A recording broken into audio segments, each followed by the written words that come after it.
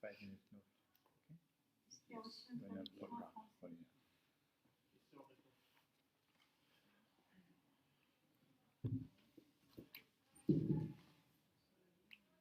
Bismillahir Rahmanir Rahim. We begin with Allah's blessed name. We praise Him and we glorify Him as He ought to be praised and glorified. And we pray for peace and for blessings on all His noble messengers, and in particular on the last of them all, the Blessed Prophet Muhammad sallallahu alaihi wasallam. Brother Chairman, Brother Sean Deely, my learned and distinguished colleague Piero San Giorgio, I'm honored to conduct this seminar jointly with him today on preparing for nuclear war. He is going to do the substance of the subject, preparing for nuclear war, and I will explain the subject, explaining nuclear war. I once asked my teacher, Maulana Fadlur Rahman Ansari rahimahullah, that the Quran says that it has come for those who have fear of God in their hearts. That's how it starts. So I said, what about the rest? So he pointed up to the sky and he said, look at the stars above. For most people, they're just beautiful up there.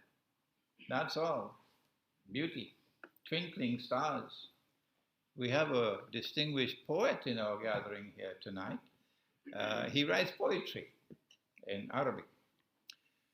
But when Allah speaks about the stars in the sky in the Quran, He says they're there for more than that. The stars are there to guide you, if you know how to read them. If you can look at the stars as a whole, connect the stars together, get the big picture, then when you are in the middle of the ocean, navigating a ship, you can look up at the stars and see which way to go.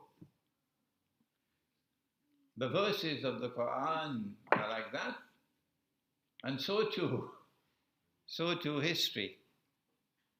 There are those who look at the historical process and they see only events and they remember names and they remember dates. And they say, but perhaps the world is just moving this way and that way. Like a piece of wood in the ocean, the wave is turning, tossing it this way and that way. That history is just moving in any direction it chooses to move. But then there are others who usually don't watch television. That's why they can think. And because they are people who can think, they're able to connect the dots of history. And they're able to see a pattern emerging in history. And read history differently from that which is presented in the history books. And such people look at the world today and say we are on the brink of some big catastrophic event.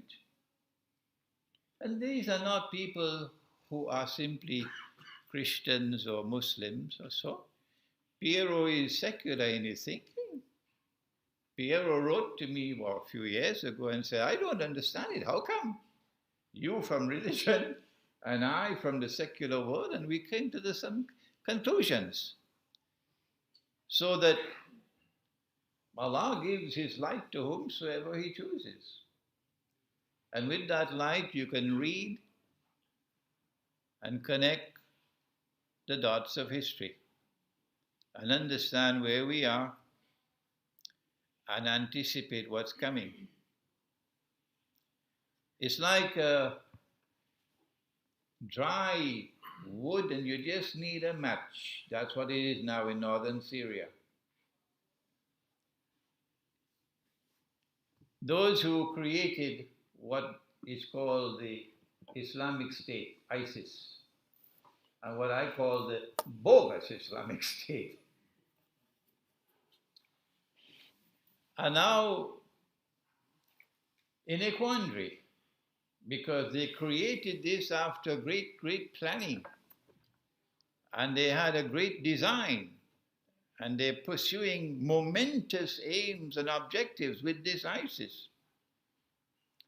But now it faces collapse. The Russian intervention in Syria is bringing ISIS to a close. It's bringing down the curtain on ISIS. And they can't allow that to happen.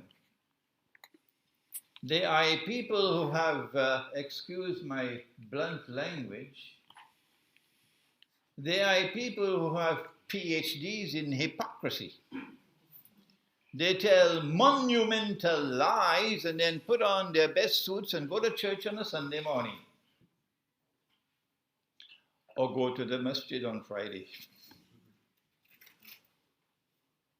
Without any shame and embarrassment.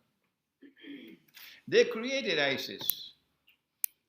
And now they want us to believe that they are bombing ISIS. But because ISIS is collapsing, because the insurrection, the armed insurrection that was planned, meticulously planned in Syria, is now falling apart. And the army of the Syrian people, not the one that came from outside and is paid $1,000 a day, the mercenary army.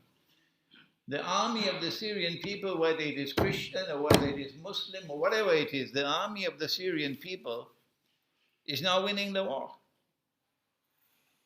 That's why we now have arrived at a flashpoint. We begin our presentation today in explaining nuclear war by advising that we look to two cities in particular, Aleppo in northern Syria and Mosul in northern Iraq. They cannot allow either of these two cities to fall. No.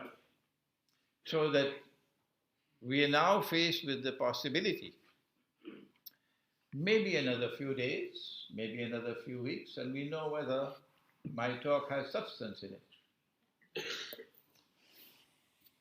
that NATO's very important member called Turkey, led by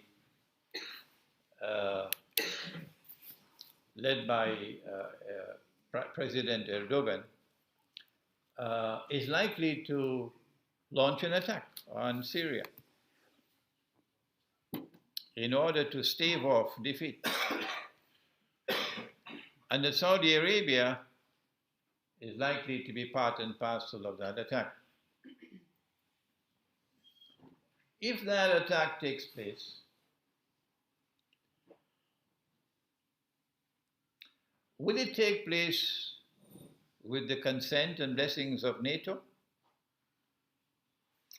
Or will Turkey and Saudi Arabia be moving out on their own, hoping that NATO will intervene? That's the question I cannot answer. I don't think anyone can answer that question. And so there are two possibilities. This is the micro-analysis before we proceed with the macro-analysis. There are two possibilities that we can be facing a war which is going to be limited in scope, in which NATO may decide not to intervene, and Turkey and Saudi Arabia will have to fight it out on their own. And they're going to lose that war. Russia will defeat them. If such a scenario, and now I have to choose my words with particular care, if such a scenario were to emerge, this is the first option, then at the end of such a limited war, the outcome would not be difficult for us to envisage, namely that Iran will be the dominant actor in that entire region. That the Saudi royal family would have to exit from the stage of history.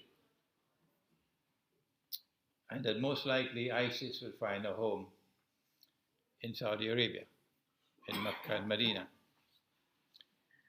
But ISIS is a particularly venomous snake. And it seems to have been created with a particularly major objective of inciting and fomenting Shia-Sunni civil war in the world of Islam. And so an ISIS taking control of Arabia will be the bait, which I hope and I pray that Iran does not bite. Because if Iran were to foolishly bite that bait and to ever launch an attack on Arabia, then those who created ISIS will get what they wanted, namely Shia-Sunni civil war in the world of Islam, and the major beneficiary will be the State of Israel. I will myself use my voice as powerfully as I can to condemn Iran if Iran were to ever make such a stupid mistake as to launch an attack on Arabia. The second possibility, and we must move quickly now, is that if Turkey launches an attack on Syria, as we expect soon,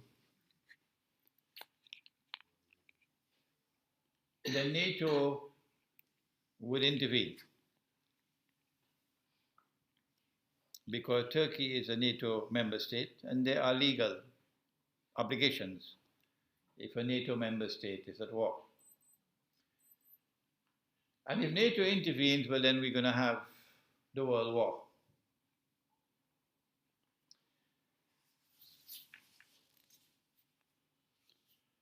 If the world war takes place, of course it's going to be nuclear war. And if it's nuclear war, then only the nuclear scientists really will be able to tell us what's going to happen to the world if a nuclear war takes place. But we're hoping that Piero will be able to at least give us some help in understanding what kind of a world will it be if a world war takes place.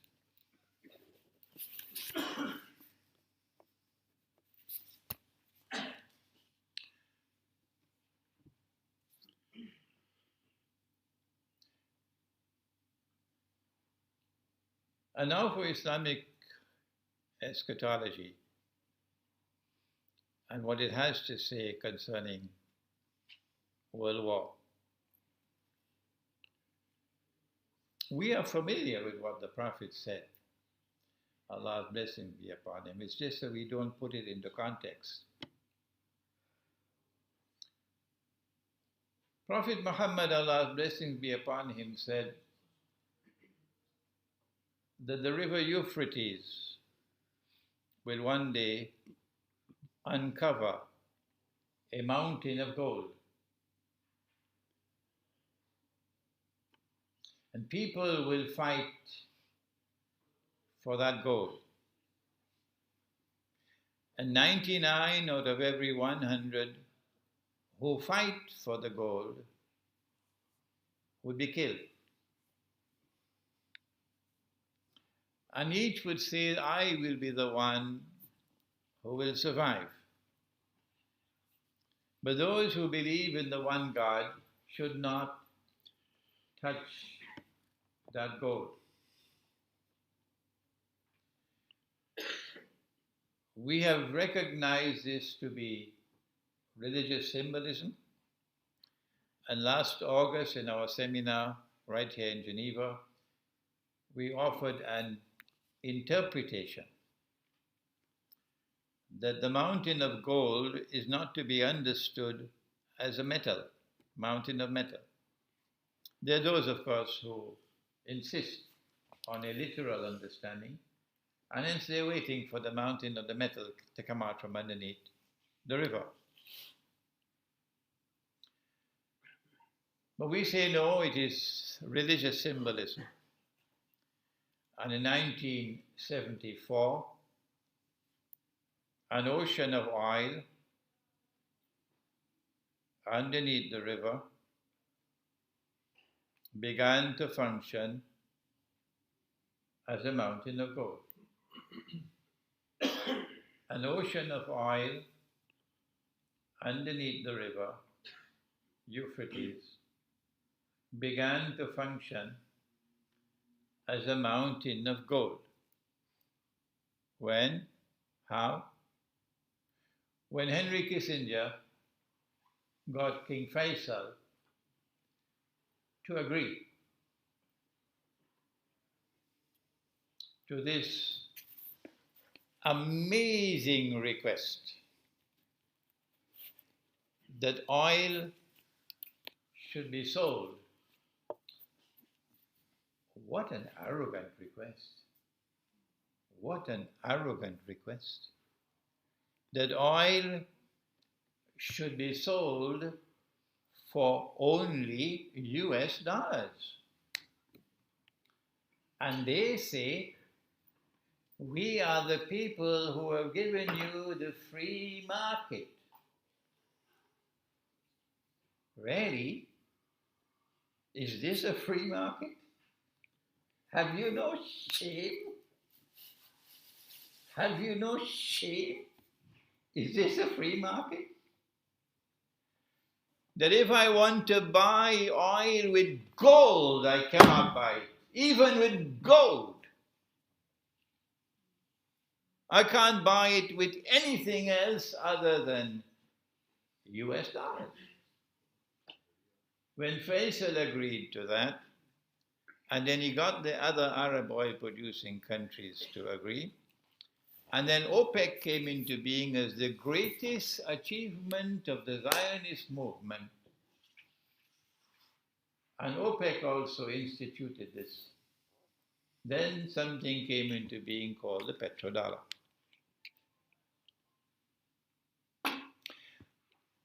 And the prophecy of Prophet Muhammad ﷺ materialized. But he said they're going to fight over that mountain of gold. Watch it, what the Prophet said. That fight is coming into being now. That fight is about to take place because of BRICS. Because BRICS is a threat to the petrodollar monetary system. And Russia is the leader of BRICS. Without Russia, China would not be there. And without Russia and China, forget it. India and Brazil and South Africa are just little boys. And so, from our eschatological perspective, the big war is coming. And we can see and understand there's going to be the war over the mountain of gold. And so Ukraine is a sideshow. Syria is the sideshow. The mountain of gold is the cause of the war. In order to maintain their rule over the world, they must maintain their rule over money. You cannot rule the world unless you rule the world of money. And you cannot rule the world of money so long as mankind is using gold and silver as money. No.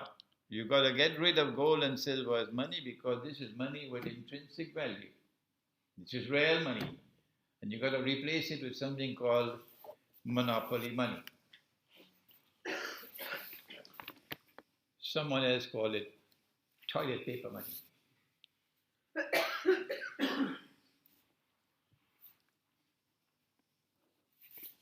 One of the reasons why they want to rule the world of money and hence rule the world is because of a messianic interpretation of history. Christianity, Judaism, and Islam all say the same thing. That the historical process is going to end with the Messiah. The Messiah will rule the world from Jerusalem. But before the Messiah rules the world from Jerusalem, there is one who will seek to impersonate the Messiah. He's known as the Antichrist. In Islam, he's known as Dajjal. I'm writing a book on Dajjal now, but some of you don't want me to finish this book. So many emails. So I have to keep on replying. I regret I cannot respond while I'm writing my book. In order for him to successfully impersonate the Messiah, he has to rule the world. He has to rule the world. And he has to rule the world from Jerusalem. But the Messiah was not sent to the American people, nor was the Messiah sent to the Swiss. The Messiah was sent to the Israelite people, the Jews. And so they have to be convinced that you are the Messiah if you want to make a claim. In order for him to convince the Jews that he is the Messiah, and you've read Jerusalem in the Quran, you'll be familiar with this eschatological analysis. Number one, he has to liberate the Holy Land for the Jews. He couldn't do that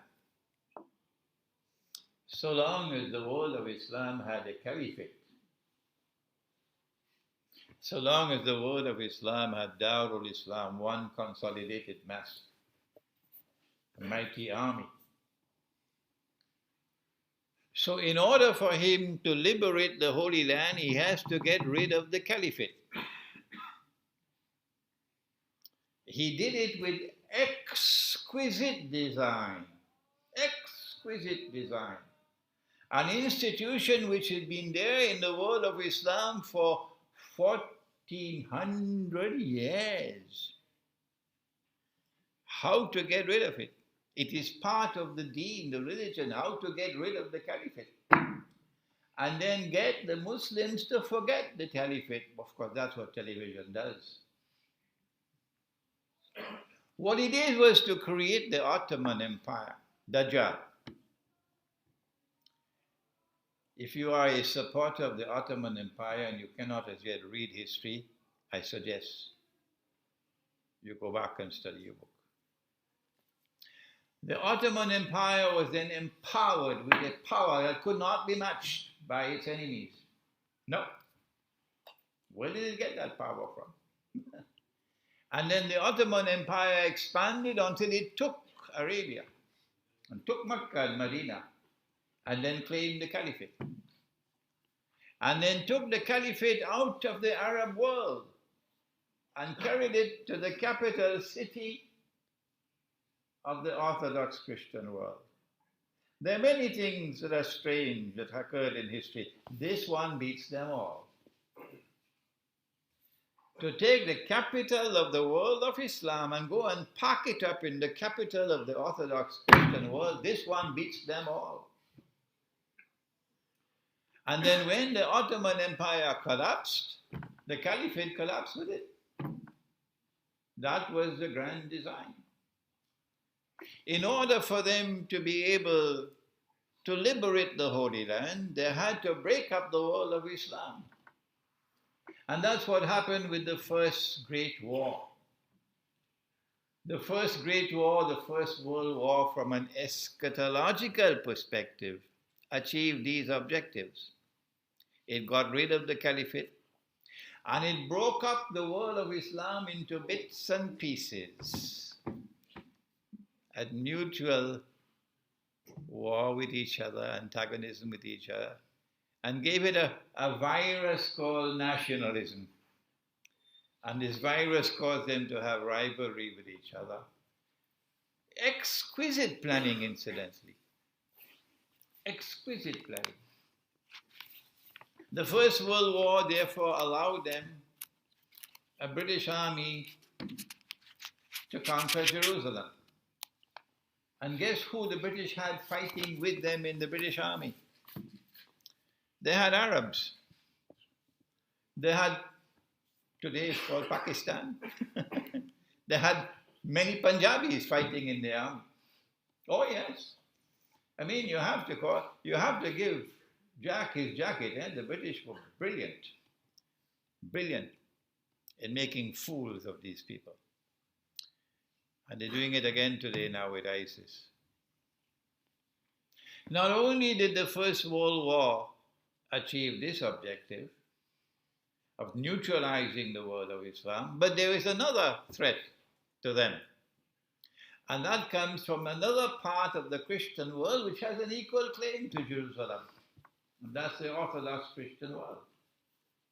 And guess what happened in the First World War? We don't have the time to go through that history tonight. But they were able to neutralize the Orthodox Christian world. That was the Bolshevik Revolution. That was communism. And that was the world's first atheist state, which waged war on the Orthodox Christian people, destroying their monasteries, destroying their churches, killing them, slaughtering them, pushing atheism down their throats. That was the Soviet Union. And so both the two possible threats to them were neutralized. The First World War. Was it 20 million Russians were killed in the First World War?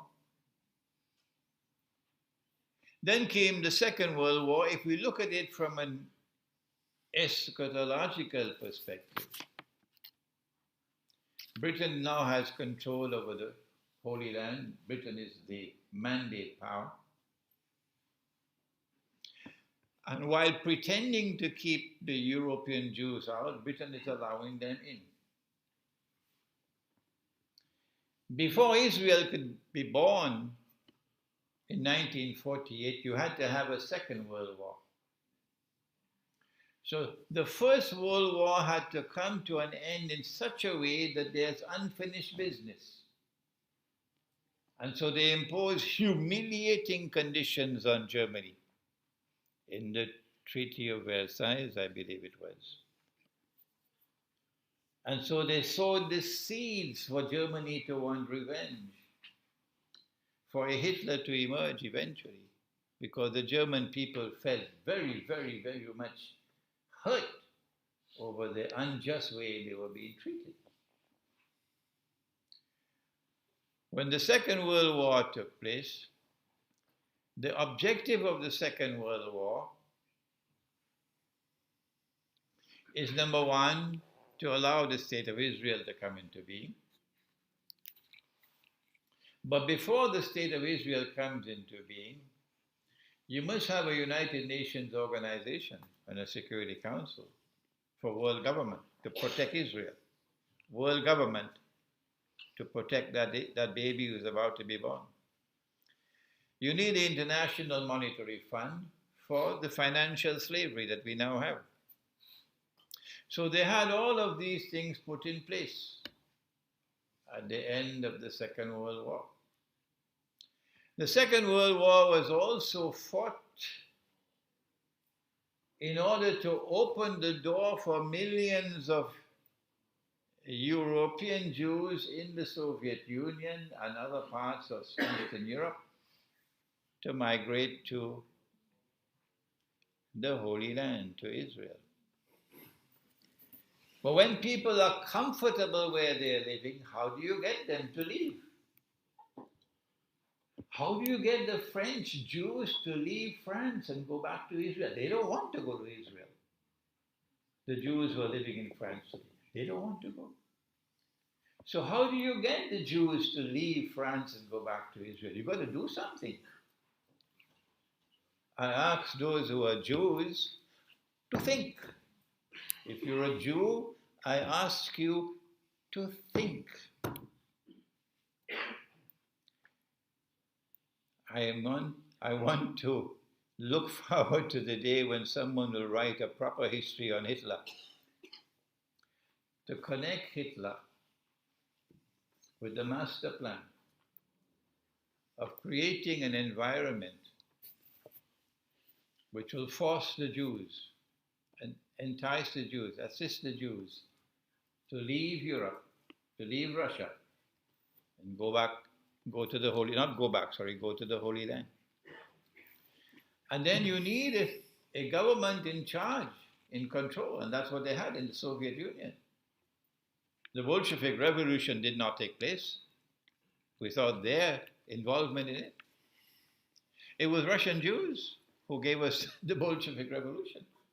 Wall Street had a lot to do with Bolshevik Revolution. This is history. And so the Soviet Union played a sinister role in facilitating the movement, a massive movement of Russian Jews in particular, to the Holy Land. The Second World War achieved its objective, its eschatological objectives.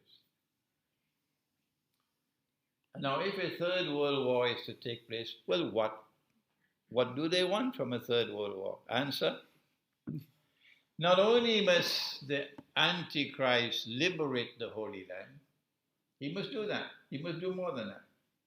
He must cause the Jews to return to the Holy Land to reclaim it as their own. He's done that. He must cause a state of Israel to be restored in the Holy Land. He's done that already. But there's one thing left. And that is that state of Israel must become the ruling state in the world.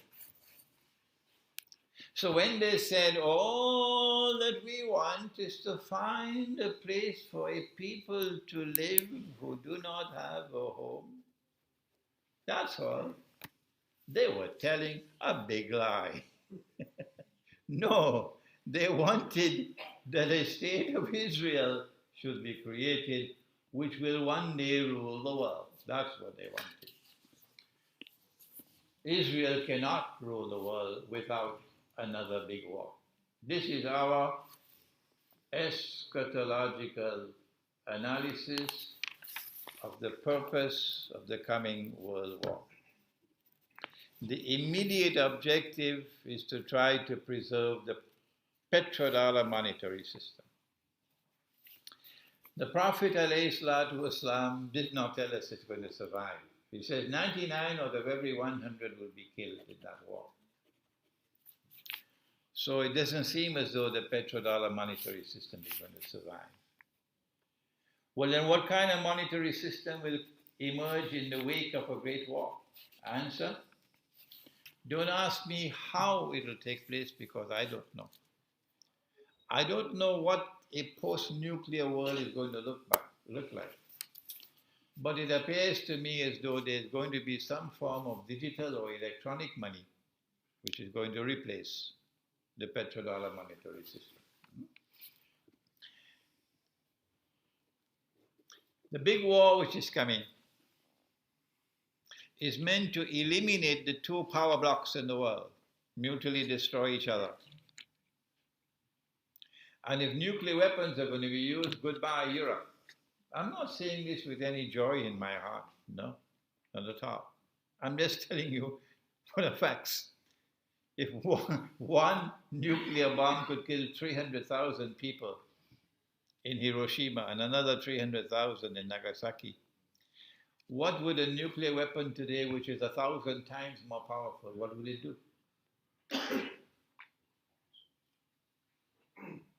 Goodbye to Europe.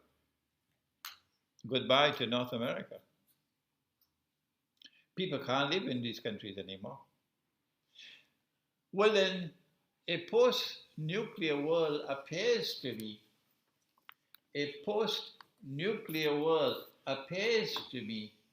to be a world in which Israel can make a claim. It's the most powerful state, and therefore the ruling state. And so the Third World War would be the war which will witness the passage from Pax Americana to Pax Judaica. Before I end, there's one more thing that the Third World War can achieve.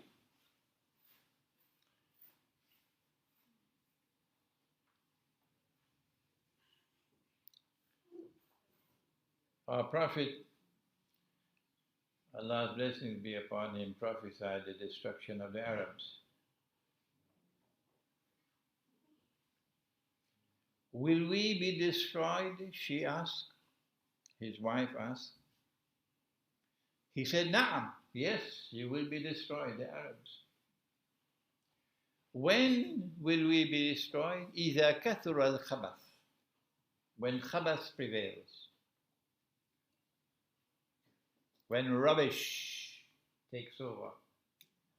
If you look at the landscape of the Arab world today, if you look at those who lead the Arabs today, and you look back at yesterday, and you see men and women of piety, men and women of integrity, men and women of whom the Arabs were proud, and you look at the vagabonds that we have today, you see this is rubbish.